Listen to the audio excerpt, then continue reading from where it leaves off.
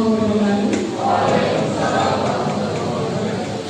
Yang terhormat Bapak Kepala SMK Bidang yang menghormati Bapak Ibu dan Pendidikan SMK Bidang dengan mengucap syukur alhamdulillah pada siang hari ini kita dapat berkumpul di ruangan berkos dalam keadaan sehat walafiat apapun dalam agenda diseminasi modul 1.4 budaya positif, yaitu menyebarkan pemahaman dan pengalaman penerapan budaya positif dari kami calon guru penggerak angkatan 7 Kabupaten Pekalongan. Salawat serta salam senantiasa kita aturkan pada junjungan kita Nabi Muhammad SAW yang benar-benar syaratnya di dunia ini. Bapak Ibu yang kami hormati, kami ucapkan terima kasih atas kesediaan Bapak Ibu untuk mengikuti acara pada siang hari ini. Semoga apa yang nantinya kami sampaikan bisa bermanfaat untuk kita semua, khususnya untuk SMK di Pekalongan. Sebelum masuk ke pemaparan materi, mari kita simak terlebih dahulu sambutan dari Bapak Kepala SMK di Pekalongan kepada Bapak Mustafa SST di sini.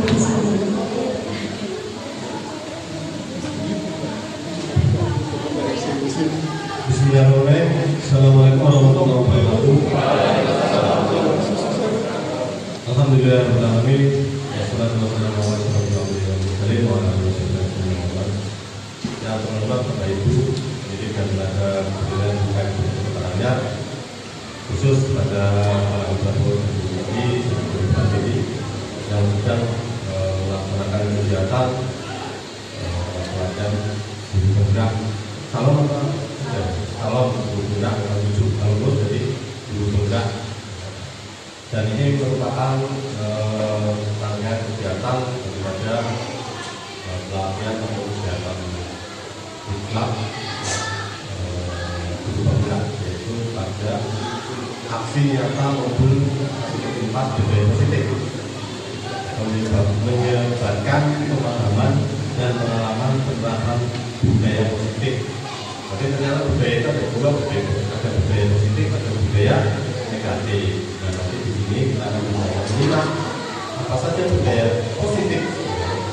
Budaya positif mungkin nanti langsung salah satunya ya yang bisa saya baca dari video materi dari Bu Bibi, kemudian menurut Bapak Ibu untuk memenuhi bagian depan. Nanti budaya negatif itu ya Pak ya, itu salah satunya.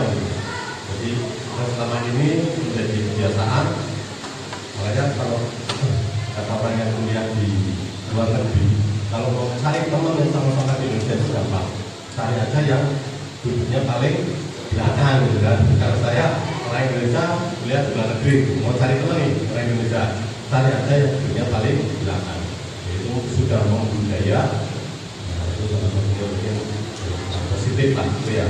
Kecuali kalau sudah penuh pasti positif pasti gitu ya, bukan berarti yang belakang itu negatif. Jadi saat yang depannya kosong itu refleks. Saya aja kalau misalnya rapat seperti itu masuk, yang datang pertama ini juga budaya negatif. Kalau Bapak Ibu itu berumum itu sering terjadi di Indonesia itu Bapak Ibu nanti lebih detailnya kegiatannya kita simak dari ini. Semoga ini bisa menambah ilmu dan pengalaman kita, dan namanya juga aksi ya. Jadi ketika ini sudah bisa dibagi oleh Pak dari Prabowo dan Budi, mari kita actionkan maksudnya bisa langsung diterapkan di pemerintahan. Saya kira itu saja yang bisa saya sampaikan. Kita ikuti dengan semangat dan semangat. Saya kira Assalamualaikum warahmatullahi wabarakatuh. Disampaikan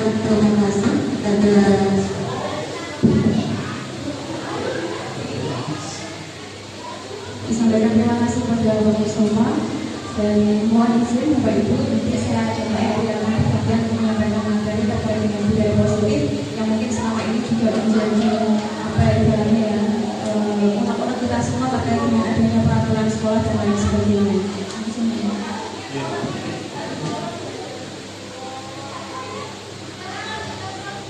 Assalamualaikum warahmatullahi wabarakatuh. Selamat pagi. Kompak, kompak dan mantap, tapi kurang ya. Sekali lagi, selamat pagi. Ada sedikitnya Bapak Ibu ya, biar tambah semangat ya. Selamat pagi. Mantap, luar biasa. Tepuk tangan dulu. Baik, mohon izin di sini saya akan menyampaikan materi terkait dengan budaya positif apa yang sudah kami dapatkan selama kurang lebih 2 bulan mengikuti kegiatan calon guru penggerak, khususnya ini pada modul 1.4. Kami harapkan tentunya setelah nantinya ada pemaparan dari kami, kita semua bisa menerangkannya kepada murid-murid kita dan khususnya bisa dilanjutkan. Baik, kami ucapkan terlebih dahulu selamat datang para guru hebat SMK di Ponorogo Karanganyar.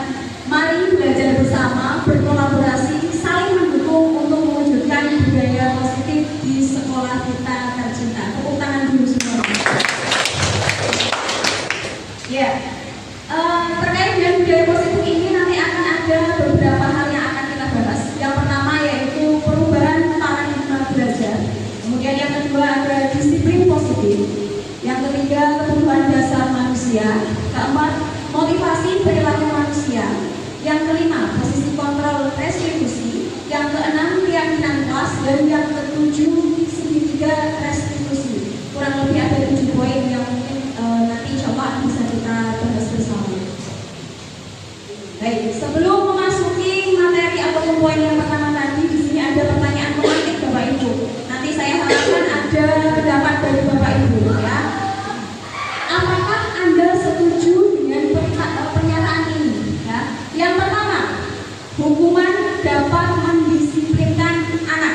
Monggo bagi yang ingin berpendapat setuju atau tidak. Kalau misalkan setuju ya monggo berarti disampaikan alasannya kenapa, kalau tidak pun kenapa.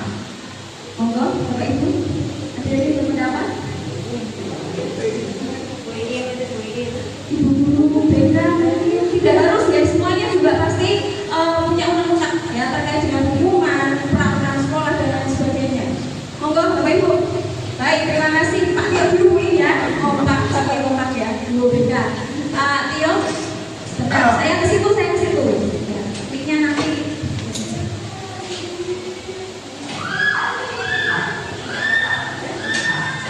Terima kasih atas waktunya. Untuk mengenai hukuman dapat mendisiplinkan anak, untuk saya pribadi saya setuju. Karena kalau tidak ada hukuman, lebih tepatnya akan membuat contoh anak yang disiplin tidak menjadi kurang disiplin. Dan yang anak yang tidak disiplin, kalau yang tidak disiplin itu dapat hukuman, ada baiknya yang disiplin akan mendapat apa itu namanya? Hadiah apa? Panisman ya?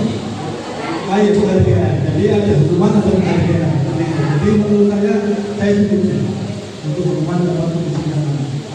Beri aplaus dulu Pak. Baik, terima kasih Pak Tio atas pendapat yang disampaikan. Ya, kalau Pak Tio berarti setuju dengan adanya hukuman yang dapat mendisiplinkan anak. Barangkali ada yang ingin menyampaikan pendapatnya lagi. Bu ini tadi sudah mengangkat tangan. Tidak apa-apa, monggo disampaikan. Ya, sebenarnya kalau menurut saya hukuman itu memang ada positifnya, ada negatifnya. Kalau tidak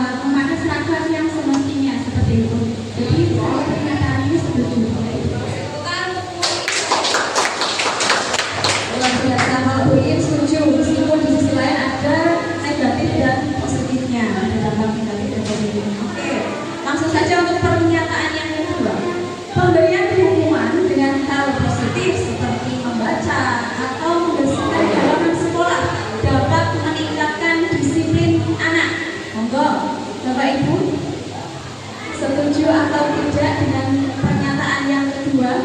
Monggo Pak Dino.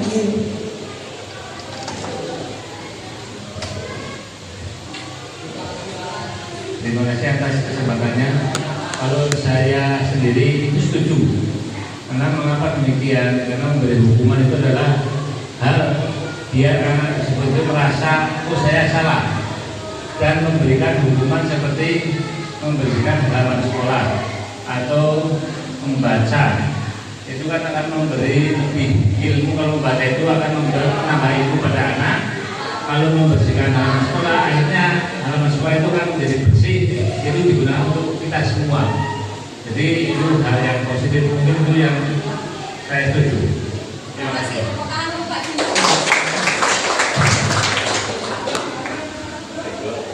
Baik, terima kasih Pak Dino atas jawabannya. Pak Dino pun setuju dengan pernyataan yang kedua karena akan membawa manfaat pada anak kita sendiri ya Pak Dino ya. Membaca itu dapat menambah ilmu, kemudian nanti mungkin membersihkan halaman sekolah juga akan menjadi sebuah kebiasaan. Gitu. Ada lagi yang ingin berpendapat mengenai pernyataan yang kedua? Barangkali masih ada. Monggo Bapak Ibu.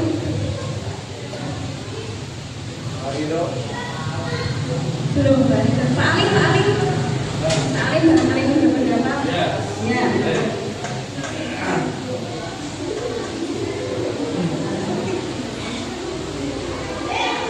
Ya, bahwa itu jadi ya, mungkin kalau bahasa hukuman itu kesannya kita sebagai apa kayak pengadilan atau apa memberikan hukuman. Kalau saya lebih bahasanya teguran kalau teguran karena dengan teguran ya itu bisa memberikan efek yang positif untuk anak SMK karena pada dasarnya anak-anak SMK yang notabene sudah dewasa tidak suka diminta, tidak suka dihukum dan tidak suka disuruh, makanya lebih daripada teguran ya. Itu menurut pendapat saya. Nah, kaitannya tegurannya berupa hal positif membaca ataupun membersihkan halaman sekolah ya setuju saja. Kurang lebih seperti itu. Ya, terima kasih.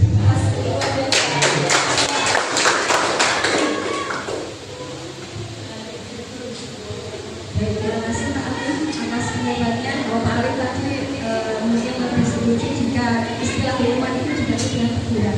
Terkait dengan pernyataan, Pak Alim setuju ya? Setuju dengan hal tersebut. Baik, masuk ke poin yang ketiga. Memberi penghargaan dapat meningkatkan motivasi belajar anak. Tadi Pak Tio menyampaikan ada hukuman, ada penghargaan. Mungkin biar imbang juga ya Pak Tio ya. Nah, di sini ada kaitannya juga. Memberi penghargaan dapat meningkatkan motivasi belajar anak. Setuju atau tidak? Monggo Bapak Ibu, baik beri ya.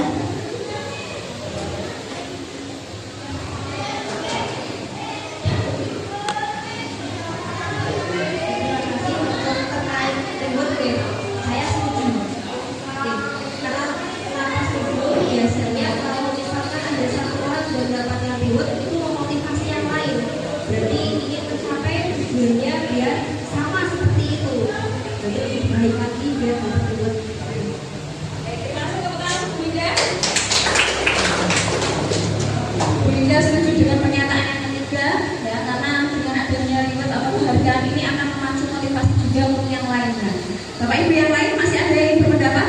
Bu Lilis?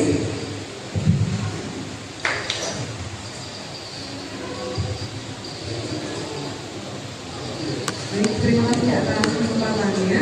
Di sini saya akan memberi tanggapan terhadap pernyataan yang ketiga, memberi penghargaan dapat meningkatkan motivasi belajar anak. Menurut saya setuju dengan pernyataan ini.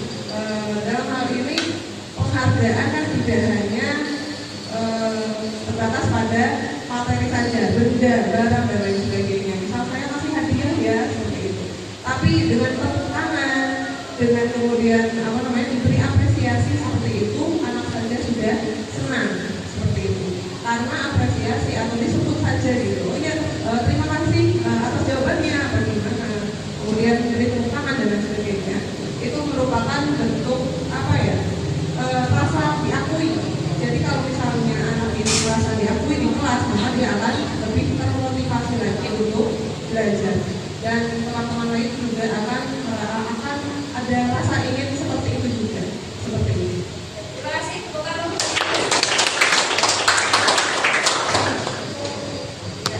Bu Lilis menyampaikan bahwa setuju dengan adanya penghargaan tersebut, tapi penghargaan itu bisa kita lakukan juga dengan cara yang sederhana seperti memberikan tepuk tangan, itu pun anak sudah merasa senang dan diakui menurut Bu Lilis.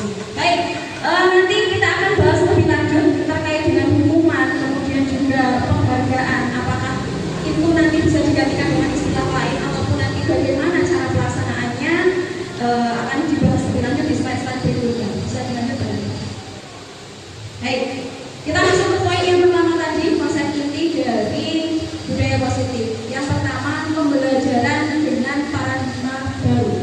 Pembelajaran dengan paradigma baru dirancang berdasarkan prinsip pembelajaran yang terdiferensiasi, sehingga setiap siswa belajar sesuai dengan kebutuhan dari tahap perkembangannya untuk mewujudkan profil pelajar Pancasila. Dalam kurikulum Merdeka kita semua sudah mengenal ada 6 ciri profil pelajar Pancasila. Yang pertama ada beriman bertakwa kepada Tuhan yang Maha Esa dan juga berakhlak mulia. Yang kedua berkebinekaan global. Yang ketiga bergotong royong. Keempat kreatif. 5 bernalar kritis dan 6 mandiri. Ya. Nah, terdiferensiasi ini itu artinya ada pembeda Bapak Ibu. Ya, mungkin selama ini saya sendiri bahkan ya kita semua tahu bahwa anak ini memiliki kemampuan yang berbeda-beda, memiliki keunikan yang berbeda-beda di dalam kelas ya. Tapi selama ini kita mengharapkan pembelajaran kita samakan saja semuanya dari segi mungkin metode pembelajarannya, kemudian dari juga evaluasi soal-soalnya dan lain sebagainya. Masih banyak yang seperti itu kan Bapak Ibu? Ya. Ya, mungkin masih ada beberapa yang seperti itu, termasuk saya juga masih seperti itu.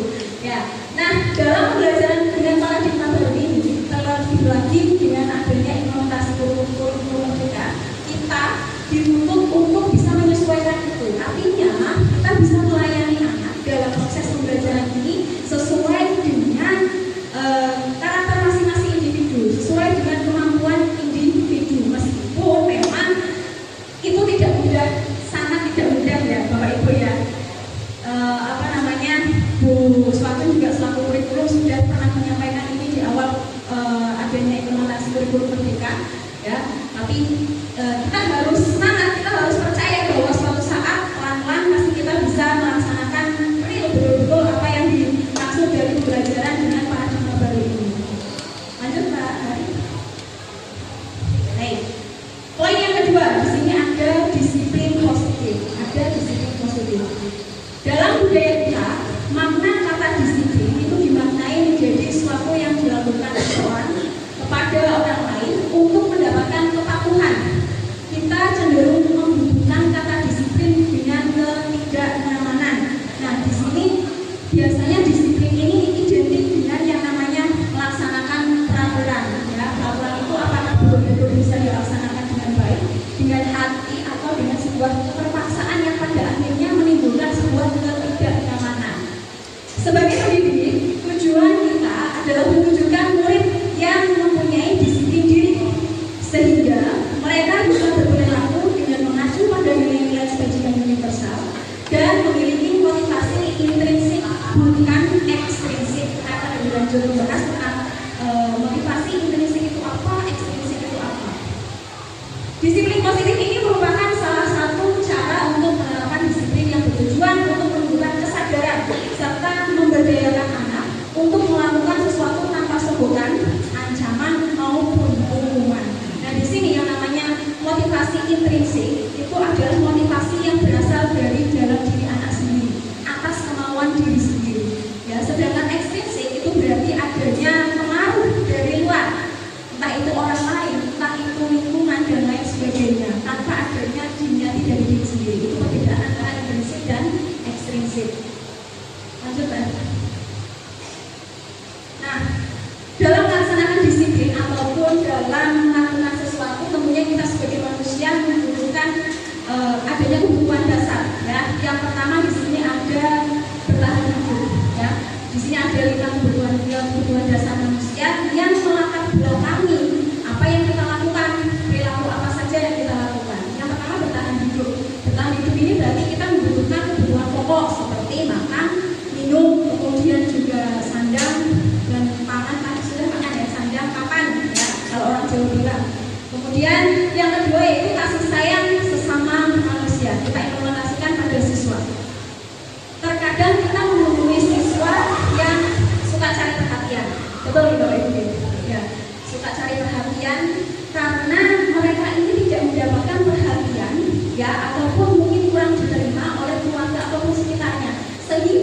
menjadikan sekolah ini sebagai tempat mereka untuk mencari perhatian.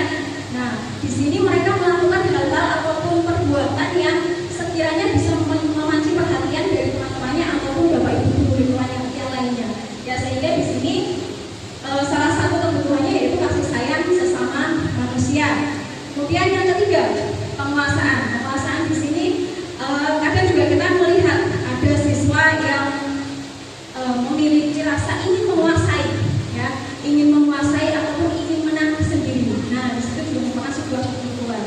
Yang keempat, adanya kebebasan atau freedom, ya, kebebasan atau freedom ini identik dengan peraturan contohnya.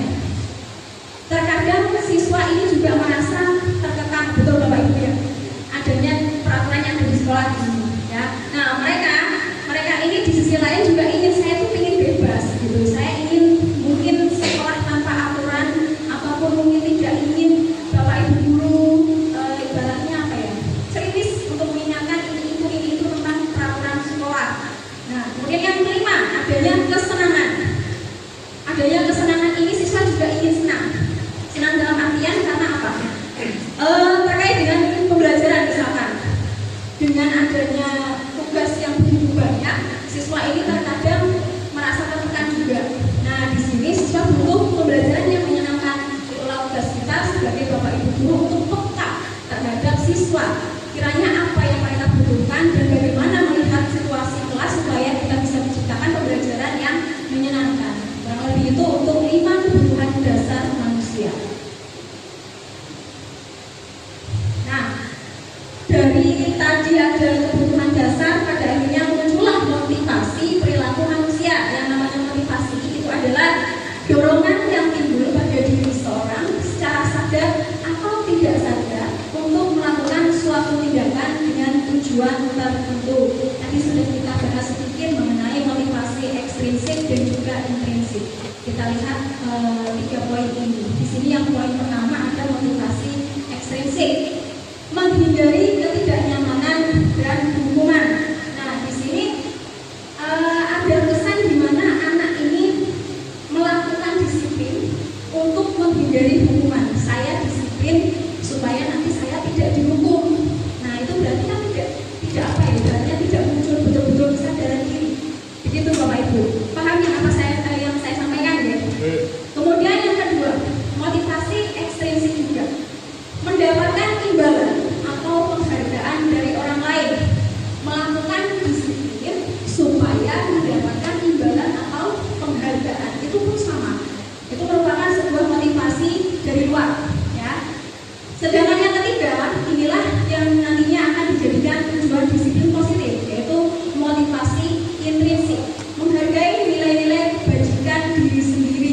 Nah, artinya mereka melakukan disiplin, ya, betul-betul dari dalam diri mereka atas kesadaran mereka, ya. Jadi yang namanya supaya nanti tidak dapat hukuman itu ya sudah, karena memang itu aturannya, saya sekolah di sini, berarti saya harus mematuhi aturan yang ada, gitu.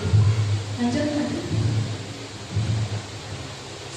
Nah, di sini terkait dengan disiplin, konsep disiplin dengan identitas gagal, disiplin tapi kok gagal, ya. Karena adanya yang pertama hukuman, ya. Nah, ini kita mulai membahas tadi pernyataan yang 3 poin tadi supaya nanti kita bisa membedakan hukuman itu sebetulnya apa, ataupun ada efeknya, penghargaan juga seperti apa, dan nanti ada 2 poin yang lainnya di slide berikutnya. Hukuman di sini terkadang juga menyakitkan, ya, entah itu verbal maupun fisik, ya, gitu. Kemudian dari hukuman ini akhirnya nanti justru akan membuat tidak nyaman siswa, ya. Murid merasa takut dihukum. Nah, memaksa, yang disampaikan Bu Iin tadi juga betul, ya. Anak mau melaksanakan disiplin, tapi ada sebuah unsur terpaksaan, ya Bu Iin, ya. Saya tidak mau dihukum ini, tapi bagaimana caranya ya biar tidak dihukum, meskipun saya harus tetap mematuhi peraturan sekolah, tapi kok masih ada rasa terpaksa di sini. Kemudian murid menyembunyikan kesalahan. Dengan adanya hukuman itu tidak selalu membuat anak itu jujur, Bapak Ibu. Ya, Bapak Ibu tentunya sudah sering menemui di lapangan, ya. Tidak selalu membuat anak itu jujur meskipun sudah kita cecar misal seperti itu. Kemudian murid menjadi rendah diri. Ini konsep disiplin dengan identitas gagal karena adanya hukuman. Di sini perlu digarisbawahi identitas gagal. Kemudian dengan adanya penghargaan. Penghargaan ini ternyata dirasa tidak efektif, Bapak Ibu. Merusak hubungan. Adanya sifat iri. Mungkin yang disampaikan Bunda ada yang memang merasa termotivasi, tapi mungkin ada juga teman-teman yang lainnya memiliki atau muncul rasa iri. Oh, main terus ingin tuh, nah, misalnya seperti itu. Kemudian mematikan kreativitas, ya.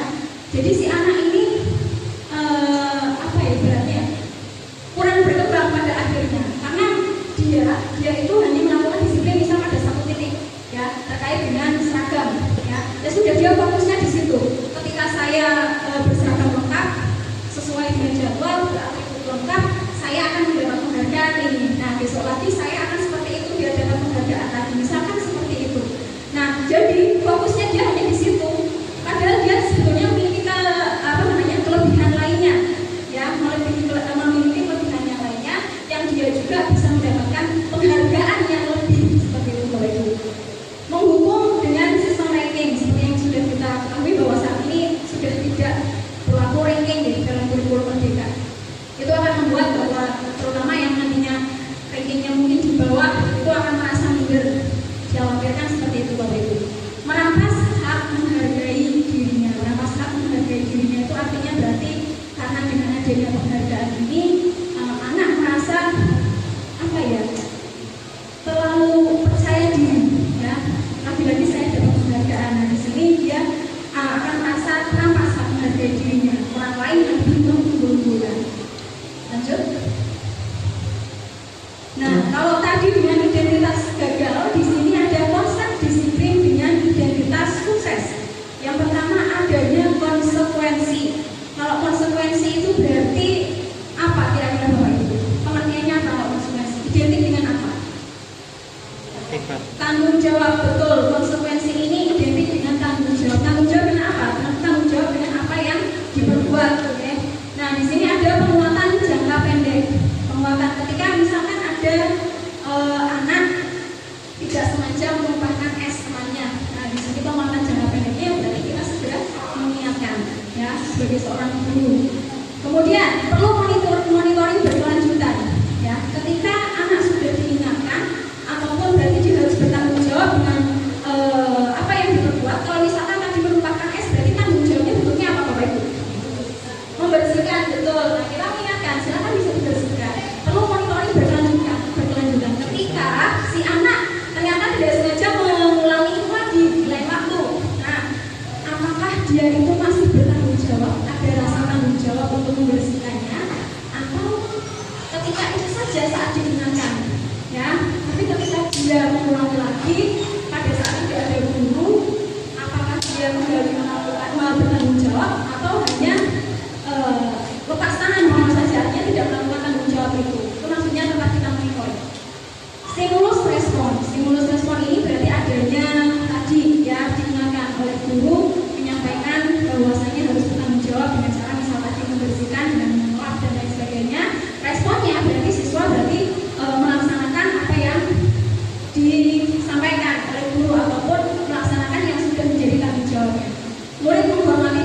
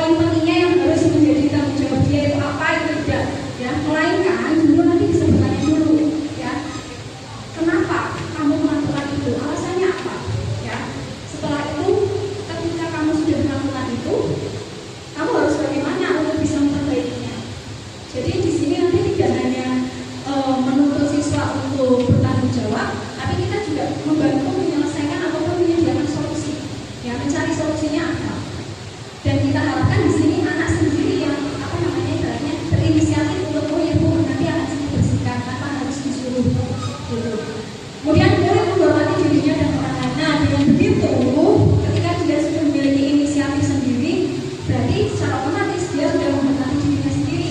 Ya, orang lain itu berarti ya gurunya ya dia, kemudian temannya tadi yang tidak sengaja dikembangkan esnya ya juga secara tidak langsung sudah dia hormati.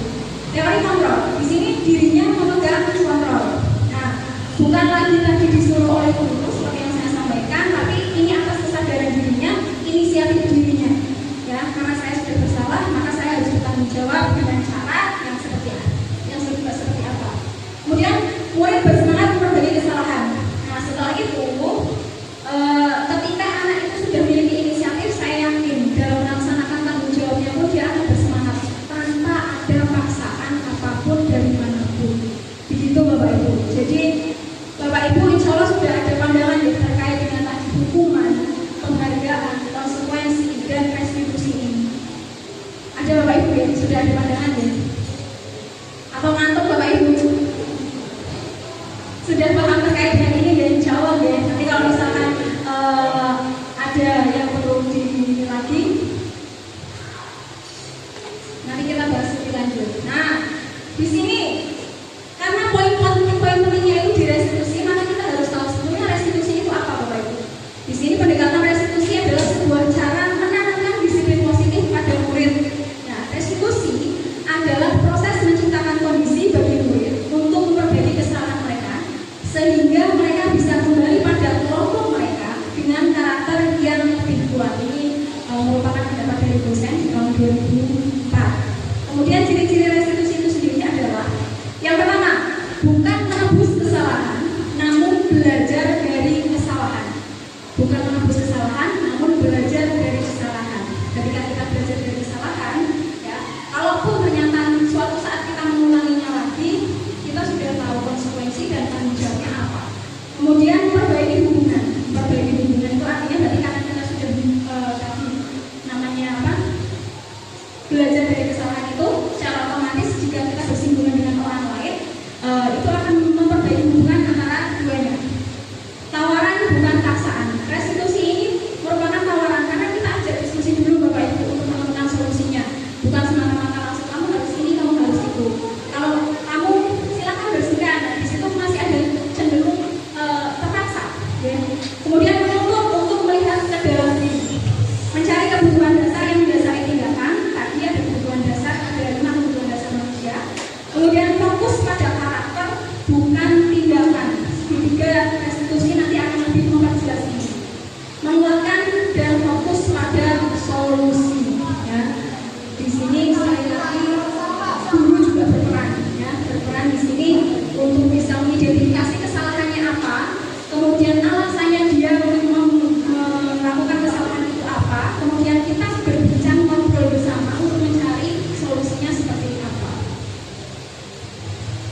Nah, untuk kesimpulannya ini Bapak Ibu, perbedaan. Di sini ada sebuah kasus murid sering tidak mengerjakan PR, ya, yang mungkin juga ada Bapak Ibu guru yang menemuinya di lapangan. Nah, di sini jika itu adalah hukuman, guru menghukum murid tersebut hormat bendera selama 10 menit. Guru marah dan murid menjadi takut. Itu ketika hukuman yang diberlakukan di situ.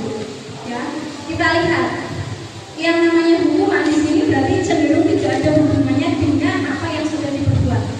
Hubungannya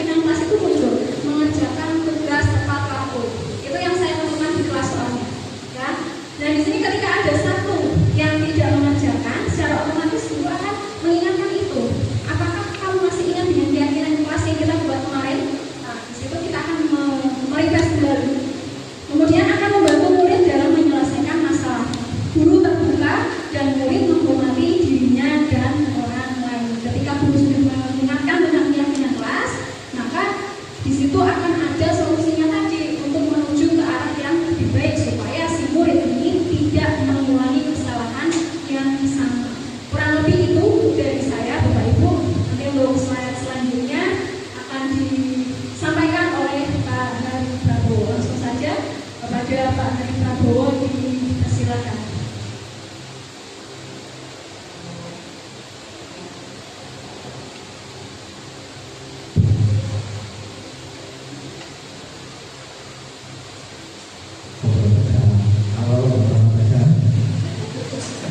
Baik, Bapak Ibu, sebelumnya beri tepuk tangan dulu kepada Ibu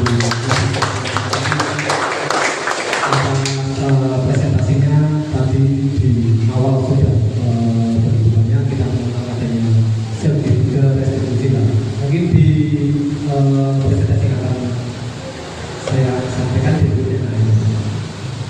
Dari berbagai apa yang tadi telah disampaikan, ini 5 posisi kontrol restitusi. Ini contoh kasusnya tadi apa? Murid sering tidak mengerjakan PR. Dari 5 posisi kontrol itu, coba Bapak Ibu renungkan dilihat kira-kira posisi kontrol Bapak Ibu itu di posisi yang mana? Sambil saya terangkan. Yang pertama, satu, penghukum sebagai penghukum. Patuhi aturan saya atau awas kalau tidak, benar-benar seperti itu.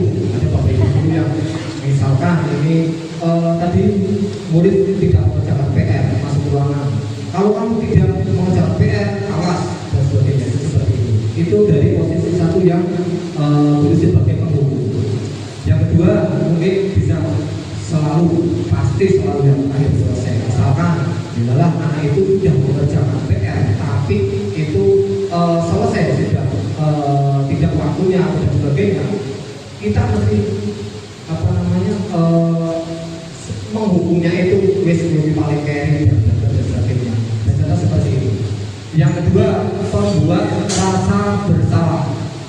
Misalkan anak tersebut tadi kata harusnya ini tidak mengerjakan PR, ibu sangat kecewa sekali nak dengan kamu, hari ini kamu tidak mengerjakan PR dan sebagainya. Itu membuat anak itu merasa bersalah. Contoh yang kedua, gimana coba kalau orang tua kamu tahu kamu berbuat seperti ini, kamu ke sekolah sudah diberikan PR dan sebagainya, itu apa namanya tidak mengerjakan, itu kan kita berhadapan dengan anak dan itu otomatis anak tersebut itu merasa bersalah. Terus yang ketiga, posisi kontrol sebagai teman. Misalkan anak tersebut tadi tidak mengerjakan PR, ayolah nak apa namanya PR-nya dikerjakan dan sebagainya. Itu kita akan posisinya sebagai teman biar lebih dekat dan sebagainya.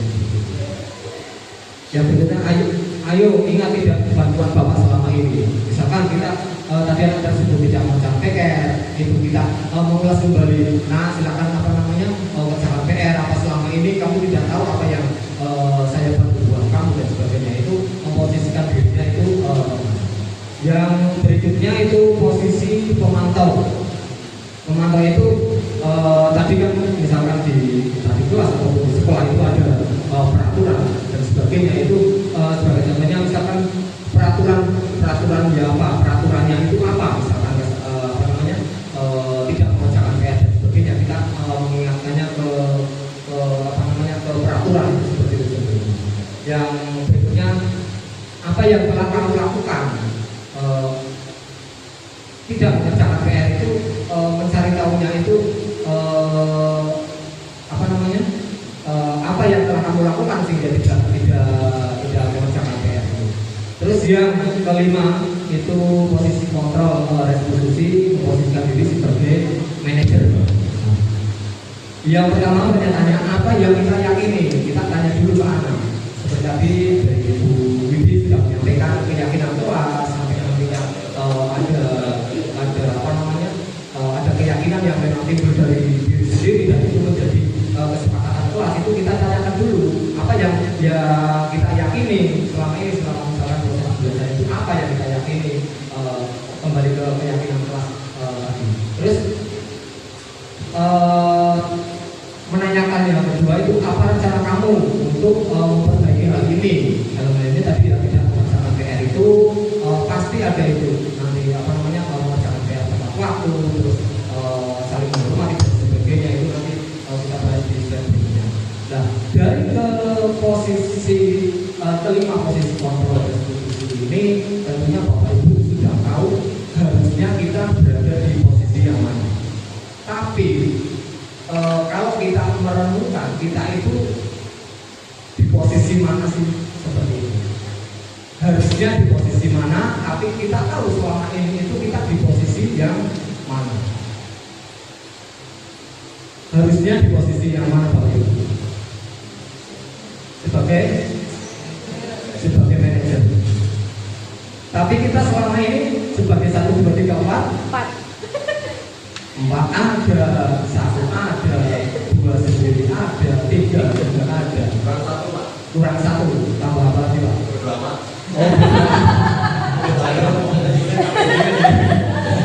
Itu ada tambahan lagi dari kamus yang kurang. Hanya gini, 5 posisi kontrol ini harapan dari kita dalam program guru penggerak ini tentunya mengharapkan peran dari tidak hanya kita berdua yang selama ini memposisikan diri sebagai manajer nomor 5, tapi kalau tidak ada dukungan dari Bapak Ibu sekalian, kita tidak sepemahaman berkaitan dengan ini, itu sangat-sangat sulit untuk dilaksanakan.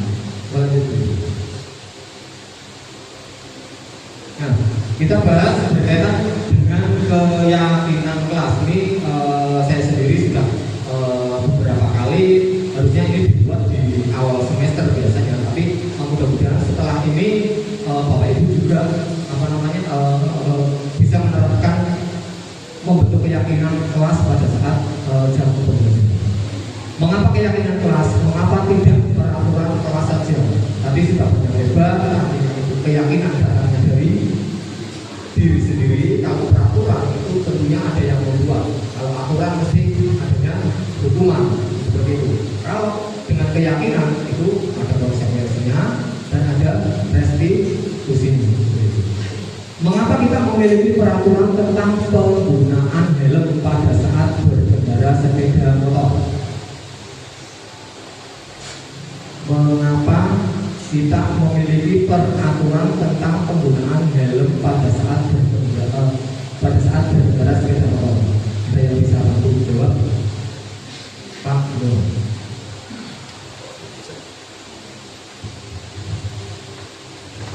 Baik, terima kasih. Untuk melindungi keselamatan diri sendiri, Pak.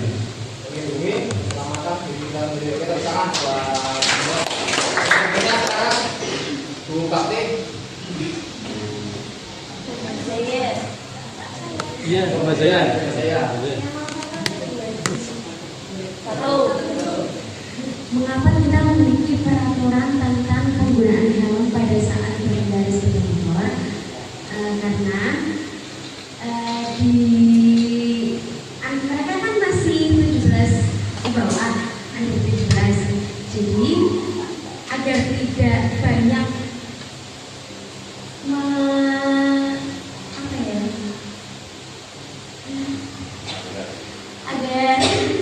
agar mereka tidak kena tilang sih sebenarnya.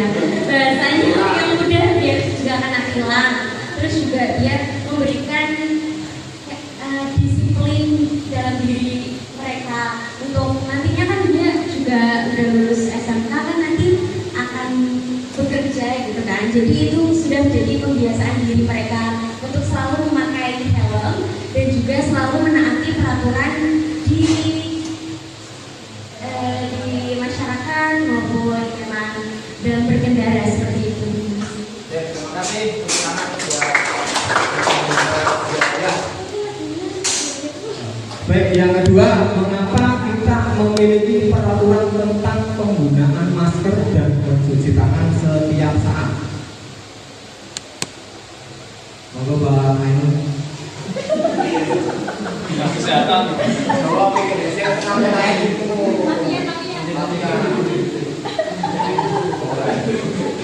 Pokoknya Maida katanya kotor nih. Perlu Mari kita mulai pengaturan tentang penggunaan masker dan tindakan setiap saat. Karena penggunaan masker ini sangat penting dengan kesehatan. Dengan masker kita dapat terhindar dari beberapa virus dan juga kalau kita di SMA kita terbiasa dengan praktek sehingga kita harus punya peraturan untuk setiap kali cuci tangan setiap habis praktek itu. Kita tepuk tangan untuk ada lagi.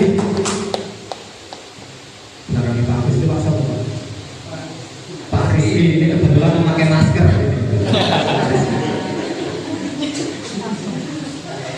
Mungkin kalau dari saya penggunaan masker untuk mengurangi penyebaran virus, mencuci tangan juga untuk menjaga kebersihan. Apalagi penggunaan masker ketika kondisi kita tidak sehat. Ya. Oke, tepuk tangan untuk Pak Rizky yang mungkin saat ini tidak sehat, mudah-mudahan diberikan kesehatan. Baik, dalam hal kegiatan membuat keyakinan kelas tadi artinya apa?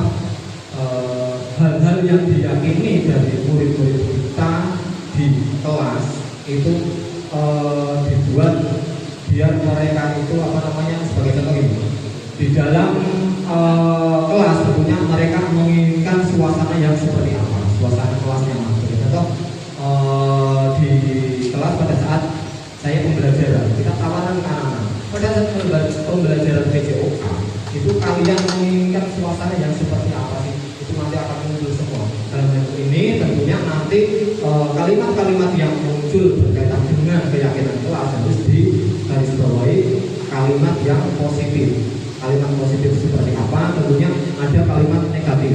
Itu penggunaan atau tidak diperkenankan menggunakan misalkan tidak boleh, jangan, terus dilarang. Itu kan nanti pasti mereka cenderungnya itu yang apa namanya menggunakan yang negatif, tidak boleh makan di dalam kelas.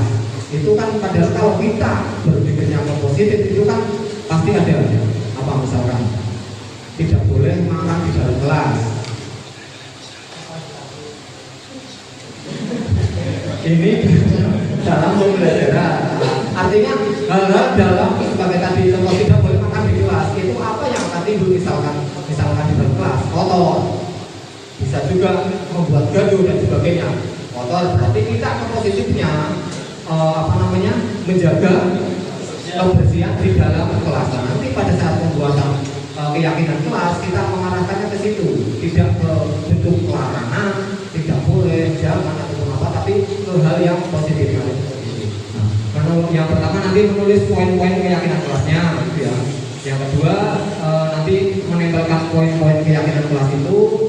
Yang terakhir nanti merekap dari hasil poin-poin keyakinan tersebut itu tentunya ada yang kesamaan. Nanti yang sama kita skip berarti dijadikan satu. Misalkan seperti tadi kalau menjaga kebersihan kelas itu kan yang tadi apa tidak boleh makan di dalam kelas, terus sepatu tidak boleh ke dalam ruangan, itu kan juga masih dalam satu garis bawah yaitu menjaga kebersihan kelas. Nah, itu nanti yang apa namanya yang kita jadikan keyakinan kelas ini sebagai kesepakatan di dalam kelas.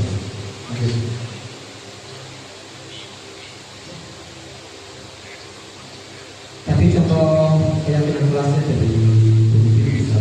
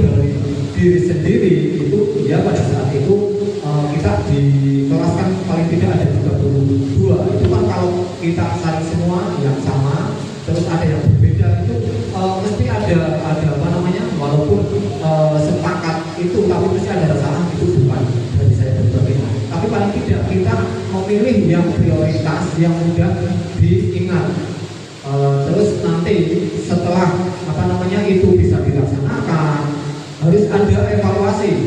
Misalkan yang sudah kita sepakati tapi ternyata sudah seluruhnya melaksanakan. Berarti kita perlu menambah lagi keyakinan yang dulu pernah kita tidak menjadi prioritas, kita tanyakan kembali, ada penambahan keyakinan dan sebagainya. Itu step atau tahapannya seperti itu.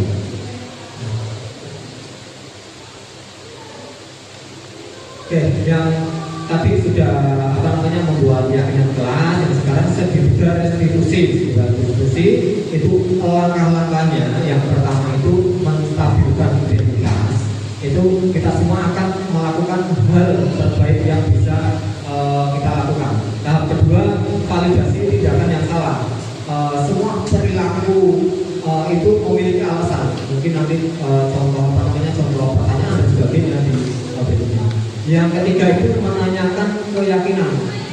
Kita semua memiliki motivasi dari internal seperti tadi.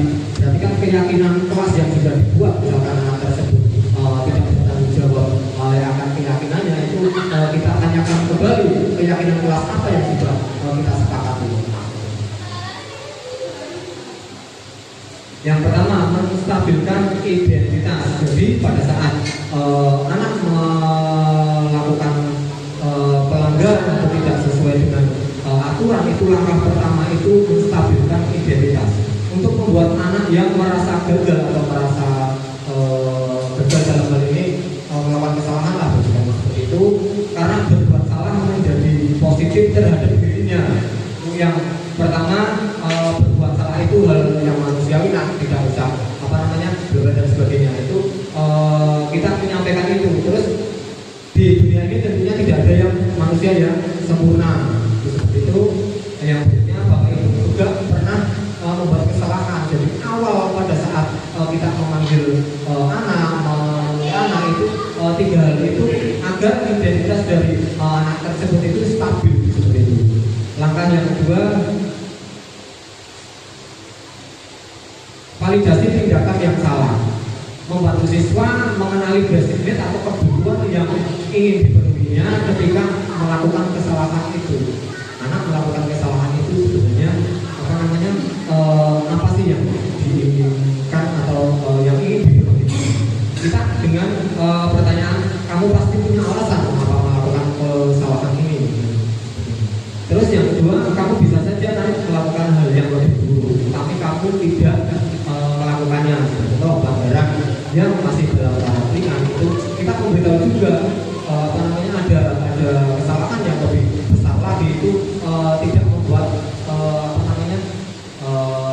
anak jadi minder dan sebagainya. Yang ketiga, apa yang penting bagi kamu dengan dengan kesalahan tersebut. Ini validasi tidak salah. Ini langkah kedua setelah tadi yang pertama itu menstabilkan identitas. Terus yang ketiga,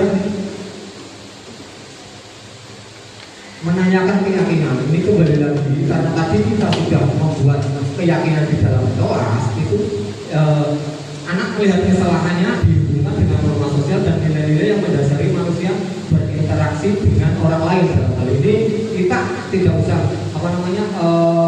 tidak bisa langsung membuat keyakinan di dalam satu sekolah, tapi di dalam kelas sendiri. Selama tadi keyakinan itu sudah dibuat dan sudah disepakati, apabila anak tersebut tadi melakukan kesalahan itu kita bisa menanyakan keyakinannya. Kalau kita tidak kalau dalam pembuatan keyakinan tersebut otomatis sudah masuk gitu ya. Apa nilai yang kita percaya di kelas atau di sekolah kita sebenarnya, keyakinan kelas apa sih yang sudah kita sepakati. Kita baru mengingat tadi hanya tidak terlalu banyak, misalkan 5 itu, agar mereka juga masih mengingat keyakinan kelas. Misalkan dilanggar salah satunya, itu kita menanyakan itu. Yang kedua, nilai-nilai universal apa yang telah kita sepakati. Tadi kan dalam bentuk kalimat-kalimat itu yang kita sepakati apa saja, itu kita membantu murid tersebut untuk mengingatnya kembali. Yang ketiga, kelas yang ideal itu seperti apa sih? Tadi sudah disampaikan, ada yang kelas yang nyaman dan sebagainya. Jadi 3 langkah itu tadi, segitiga reduksi dari menstabilkan identitas, terus yang kedua tadi apa? Validasi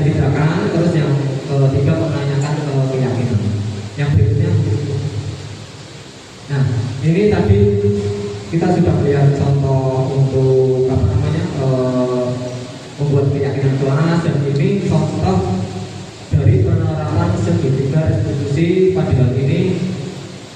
Kasusnya Reni terlambat datang ke sekolah dikarenakan menonton YouTube hingga larut malam. Ini berarti kejadian di rumah, sehingga ia baru masuk kelas pada saat pembelajaran sudah dimulai. Seperti itu. Ini apa namanya model penanganan dengan segitiga restitusi bisa kita saksikan bersama.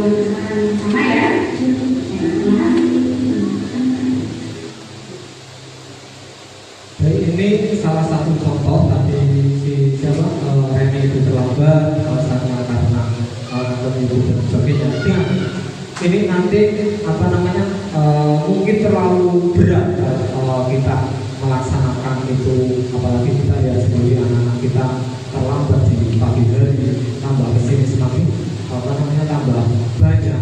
Hal seperti itu tidak bisa dilakukan oleh 1-2 orang guru.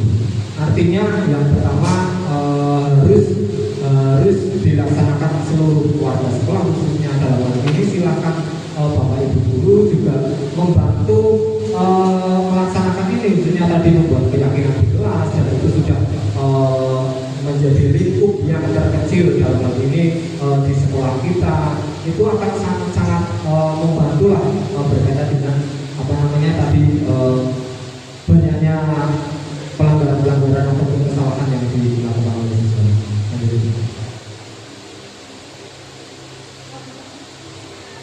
Oke, yang terakhir dalam menerapkan disiplin positif, hendaknya guru memiliki standar kepribadian profesional dan sosial yang baik, di mana guru mampu berefleksi pada posisi kontrolnya saat ini, bagaimana perjalanan dirinya sebagai seorang among atau posisi manajer, posisi yang menuntut murid-murid menjadi insan yang mandiri, merdeka, dan bertanggung jawab.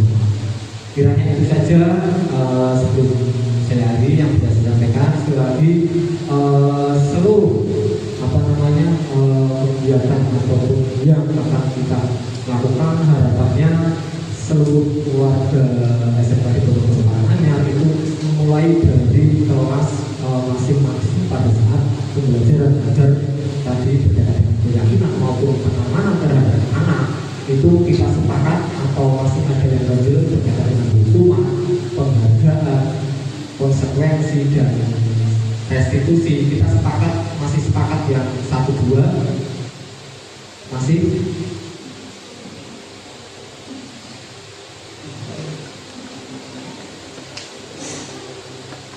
hukuman, terus apa tadi? Penghargaan. Tadi kan ulangi pertanyaannya itu yang awal tadi Pak Tio, Pak Bulinda, terus Pak Bulinda tadi. Tidak sepakat. Nah, hukuman dapat mendisiplinkan anak, pemberian hukuman dengan hal positif, memberi penghargaan dapat meningkatkan motivasi belajar anak. Tadi ini ada yang jawab tidak sepakat. Sepakat semua ya. Setelah kami jelaskan tadi hukuman, penghargaan, konsekuensi dan restitusi, sekarang masih tetap akan menghukum anak, masih tetap akan memberi penghargaan ke anak. Tidak. Oke, begitu berarti kita sepakat yang ketiga itu konsekuensi itu harus ada dengan tanggung jawab, dan yang keempat restitusi. Oke, terima kasih dari saya. Sebelumnya mohon maaf. Wassalamualaikum warahmatullahi wabarakatuh.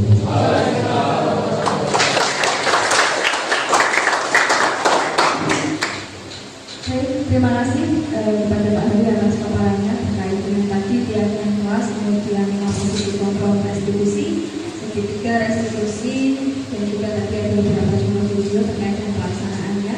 Kemudian diakhiri dengan tadi disimpulkan bersama bahwa di awal kita masih memandang bahwa hukuman itu perlu mendisiplinkan anak dan lain sebagainya, termasuk juga penghargaan.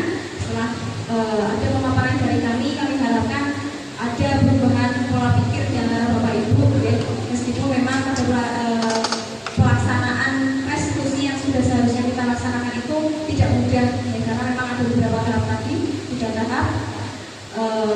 Perlu kesabaran ekstra juga kalau kita melihat di lapangan, tapi paling tidak panjenengan semua sudah mengetahui teorinya terlebih dahulu. Mari setelah ini kita terapkan bersama-sama, tidak harus langsung itu tidak, pelan-pelan tidak apa-apa Bapak Ibu. Bisa dimulai dari penerapan keyakinan kelas dan pembuatan keyakinan kelas di mata pelajaran Bapak Ibu masing-masing gitu. Ada yang ditambahkan Pak? Baik, begitu Bapak Ibu ya.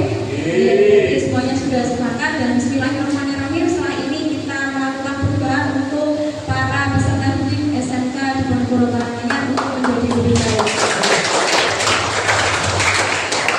Baik, itu adalah pemaparan dari kami terkait dengan diskriminasi ataupun penindasan terkait dengan materi budaya positif dari materi calon guru penggerak angkatan 7 Kabupaten Pekalongan.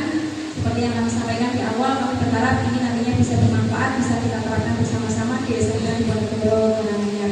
Kami ucapkan terima kasih atas perhatian, partisipasi dan dukungan Bapak Ibu yang luar biasa, semangat dalam mengikuti diskusi, dan kami harap semoga nanti Bapak Ibu guru selanjutnya yang masih dalam tahap seleksi di calon guru penggerak angkatan 9 dan 10 ya, bisa juga lolos semua dan juga bisa mengikuti tugas-tugasnya, menerapkannya supaya apa yang disampaikan kampus kemarin, kalau mesinnya itu lebih banyak insya Allah itu akan lebih mudah ya. Meskipun kita baru ada 2, saya dan juga Pak Hari, tapi saya yakin Bapak Ibu sudah mendukung sepenuhnya, dan juga pelan-pelan